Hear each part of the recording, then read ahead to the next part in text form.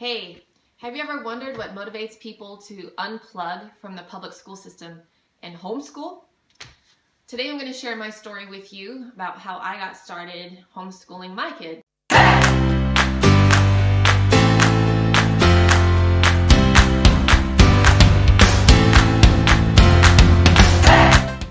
Hey, it's Kelly from the Everyday Homeschool. Happy day after Christmas. I hope you all had a wonderful Christmas. So I've got some quiet time here. My older three are out skiing with Dad today, and my other kids are either sleeping or having some quiet time with the TV. So it's just me and you right now. And I wanted to answer a question that I often get from pretty much everybody who's curious about homeschool. And that is, how did you start homeschooling and why do you homeschool? So my story is probably different than most. I think a lot of parents start out in public school, have some kind of bad experience, and decide to pull their children out. That wasn't my case. I personally was public schooled all the way through high school and then ended up going to a private university. So I didn't have any bad experience with a public school. What happened was I was actually really excited to put my oldest child in public school. We built the experience up. I was super excited. It was going to be this huge milestone to take my 5-year-old out to school. Got there, got the paperwork going, took the tour, and then before we even left the school, felt horrible and just knew that it was not the right environment for my child, and I did not want my child there. And I can't explain that any other way than to say that it was a divine prompting. It just didn't feel right. It was against all my plans and all of my preparation, but I knew that I wasn't going to leave my kid at that school. I don't know why. So I started looking at other options, including private school, and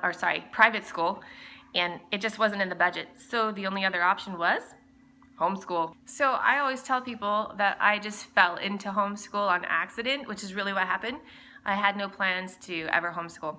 But after that experience with the public school and knowing it wasn't right for my child, I started seeking out other homeschoolers because I had only ever known one back in Oregon when my first child was really small. Wasn't really impressed with the family and just kind of never gave it a second thought. But now I was seeking out homeschoolers, trying to get more information, and so happened that my neighbor was a grandmother homeschooling her 2 granddaughters, and she was a resource to me. And she turned me on to this K-12 program that she was using, which can be a free program through your state. So if you've ever gone to the k12.com website, you know that you can purchase their things individually and use them privately in your own home as you wish, or you can use their program through your state. It's different in every state, but your state probably has a free program through K-12 where they will pay for all of your curriculum and supplies, mail it to your house, and then you administer the program to your children with an online component. But if you go that route, just be aware that you will be subject to state oversight because they're buying the program. So you will have a public school teacher overseeing your progress, and you will have to report to them on a regular basis. That was actually a good way for me to get started. I needed some hand-holding. I needed to feel like I was making progress and doing the right thing and have someone to answer my questions. So it actually was a really good way to get started. I soon learned that I didn't need the oversight, and it was very liberating to step outside that box and really explore the homeschool industry and all the choices available to homeschoolers, put together my own curriculum, administer it myself, and then just really fly as a homeschool. Okay, so at that time my daughter was 5. I had another daughter that was probably 3, and then my son was 1, right? 5, 3, and 1. And so kindergarten, I thought, how hard can kindergarten be, right? It was pretty easy to get started with kindergarten. It really only took like an hour a day to homeschool a kindergartner, maybe 2, and I did it during nap time. And so it really, from that point, wasn't hard to just add in my next child when she started kindergarten, and my oldest was in 2nd. And then soon after that, my son was a kindergartner, and then I had a, 3rd grader and 1st grader in kindergarten, something like that. Anyway, so I was able to gradually build up to the point where I am. I'm thankful that I started from the beginning and added children in slowly to our homeschool as our family grew. We're now a family of 8, and it's just what we do. It's just our lifestyle.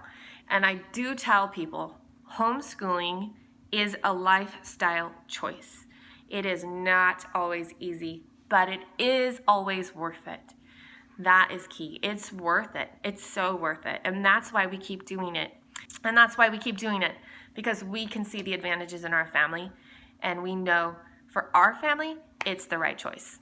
So in a nutshell, that's how I got started homeschooling and why we continue to do it 11 years later, still homeschooling. I will just add quickly that there have been some times where we have dipped a toe into the public school education system just to test the waters. That's another story for another video, and I would like to talk about when is it appropriate to try the public school system? When do you know your limits as a homeschooling mom and need to maybe try the public school system? Because it's not evil. It can be useful. There are some good things about it. I'll share that on another video from the Everyday Homeschool. For today, just keep learning.